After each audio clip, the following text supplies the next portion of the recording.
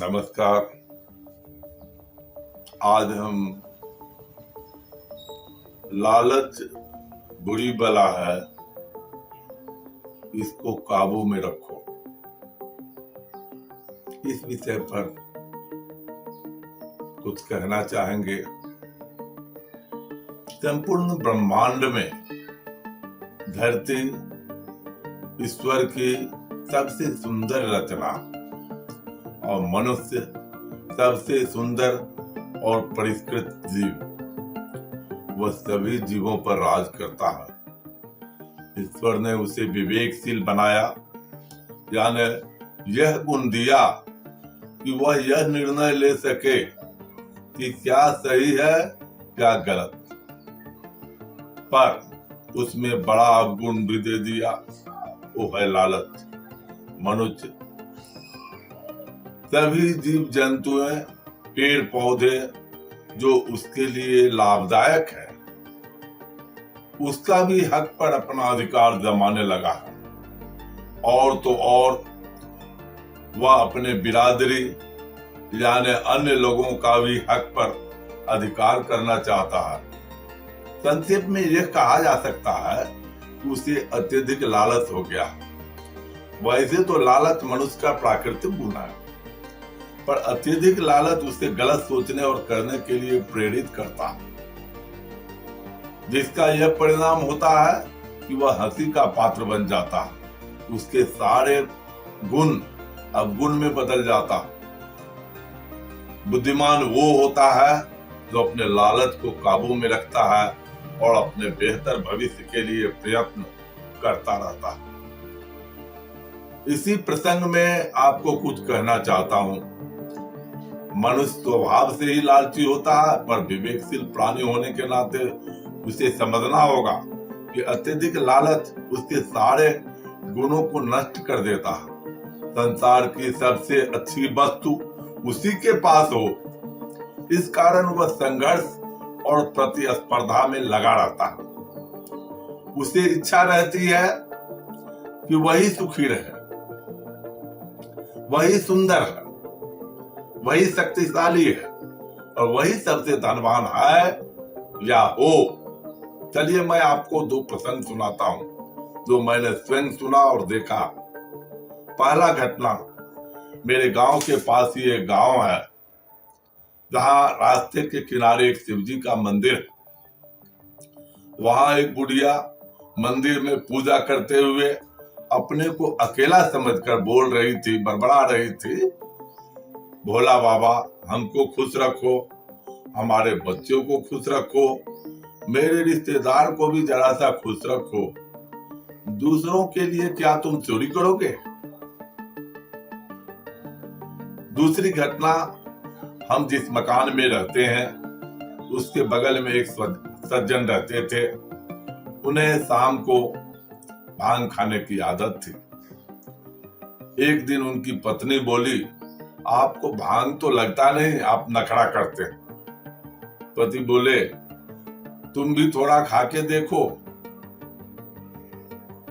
वह भांग कभी खाई नहीं थी, जिसके कारण उसे कुछ ज्यादा ही लग गया। वह बोलने लगी, हम सुंदरी हमर पिया सुंदरा गामक लोक बनरी बनरा, अर्थात I am beautiful and my husband is handsome, but people of the village look like female monkey and male monkey।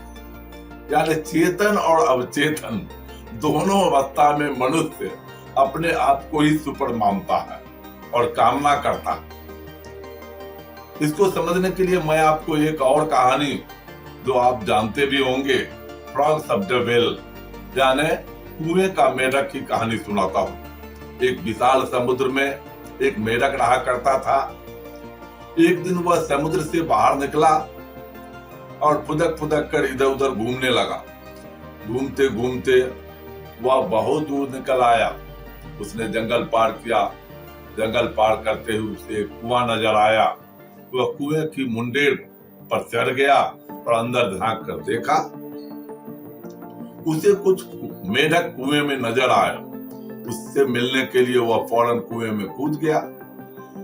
कुएं के पानी में जाकर वह मेढकों से मिला। वे उसे अपने सरदार के पास ले गए। मेढकों के सरदार ने उससे पूछा, तुम कहां से आए हो? समुद्री मेढक ने उत्तर दिया, मैं समुद्र से आया हूं। कुएं में रहने वाले मेढक ने कभी समुद्र नहीं देखा था। वे आपस में खुसुर फुसुर करने लगे। मेढकों के सरदार को भी कुछ समझ में नहीं आया, क्योंकि वो भी तो उसी कुएं में रहता था। उसने तो कभी बाहर की दुनिया देखा नहीं था। उसने पूछा, ये समुद्र क्या होता? समुद्री मेढक ने बताया, वह स्थान जहां पानी ही पानी है, मैं वहीं रहता रहा हूं, घूमता हुआ यहाँ आ गया।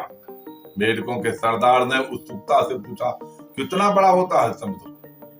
समुद्री मेढक ने उत्तर दिया, बहुत बड़ा, बहुत ही बड़ा, जिसका अंदाज लगा पाना बहुत मुश्किल है। मेढकों का सरदार कुएं के 1/3 भाग तक उछलकर बोला, इतना बड़ा?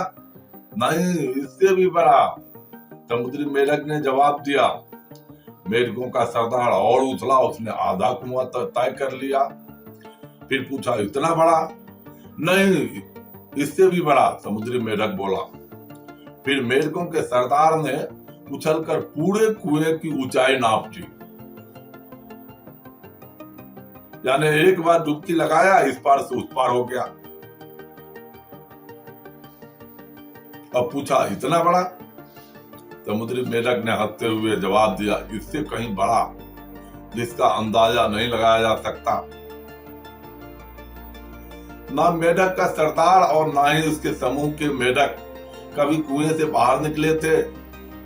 कुआं ही उसकी दुनिया थी, उसी में रहता था। उन्हें समुद्री मेढक की बात पर यकीन ही नहीं हुआ। मेढक का सरदार कुछ देर तक चुप रहा और तभी समूह में से एक मेढक बोला, सरदार, यह झूठ बोल रहा, हमारे कुएं से विशाल कोई जगह हो ही नहीं सकती। ऐसे झूठे मक्कार मेढक को हम अपने साथ नहीं रख सकते, इसे यहाँ से भगाइए। उसको देखा देखी और मेढक भी यही कहने लगा, चिल्लाने लगा, इस मेढक को यहाँ से निकालिए, इस मेढक को यहाँ से भगाइए। मेढक का सरदार, उसको भी यही बात उचित लगा और उसने आदेश दिया कि झूठे दागाबाज मेढक को यहाँ से भगा दिया जाए, और सबने मिलकर समुद्री मेढक को कुएं से बाहर निकाल दिया। उन मेढकों को यह विश्वास ही नहीं हो रहा था कि इस कुएं से बड़ा भी कोई जल का स्रोत है। तो जीवन में अक्सर ऐसा होता ही है, जिस चीज को हमने कभी नहीं देखा हो उस पर विश्वास करना मुश्किल होता है। जो काम जीवन में कभी न किया हो उसमें सफल होने पाने का विश्वास होना मुश्किल है। यदि हमने संकुचित बुद्धि से सोचा तो कुएं के मेढक के जैसे ही रह जाएंगे, अर्थात जीवन के संकुचित दायरे में ही सीमित कर रहा था। जीवन में प्रगति करना है तो सबसे पहले अपनी सोच को विस्तारित करना होगा। सारी बातों के बारे में विस्तार पूर्वक जानकर निर्णय लेना होगा कि क्या सही है और क्या गलत, और जीवन की असीमित संभावनाओं के बारे में विचार करना ही होगा। तभी हम उस दिशा में कार्य कर पाएंगे और सफलता के नए आयाम को छू पाएंगे। जहाँ हम सभी, जिनका जो दायरा रहा हो, जानते हैं कि स्वभाव से भले ही हम लालची हो, पर अपने लालच पर नियंत्रण रखना होगा, अन्यथा परिणाम घातक होता है। अगर हम कहेंगे कि हम ही सुंदर हैं, कोई दूसरा हमारे जैसा सुंदर नहीं है, तो लोग हंसेंगे। यदि हम कहेंगे कि मैं बहुत शक्तिशाली हूं, तो दूसरा कहेगा, अरे भाई हंसेगा कि ये कैसे शक्तिशाली है, इसको लगता है। और अगर हम कहेंगे हम बहुत धनवान हैं, तो लोग कहेगा कि अरे भाई दुनिया में एक से एक धनवान है, तुम्हारी क्या औकात है। लोग हंसेंगे भी और दूर भी होते जाएंगे, और लोग कहेंगे शायद लगता है इनका माथा खराब हो गया है, उनका दिमाग घूम गया, ये बौड़ा गए हैं। इसलिए भाइयों एवं बहनों, अपने लालच को काबू में रखो, इसी में सबकी भलाई है। ईश्वर ने हम सबको बनाया है ना सिर्फ कुएं या समुद्र देखने के लिए, बल्कि पूरा ब्रह्मांड को देखने और समझने के लिए। और इसके लिए हम सभी को अपने लालच पर नियंत्रण रखना ही होगा। सर्वश्रेष्ठ न कोई हुआ है, न है और न होगा।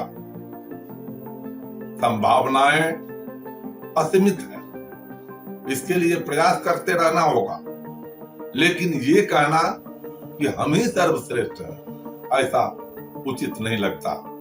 हमें दूसरों के सर्वश्रेष्ठता, उसके गुणों पर भी विचार करना होगा। हमें समझना होगा कि क्या सही है, क्या गलत है, और अनावश्यक लालच पर नियंत्रण रखना ही होगा। तभी एक अच्छे समाज, एक अच्छे देश और एक अच्छे विश्व की हम कल्पना कर सकते हैं, अन्यथा नहीं। नमस्कार।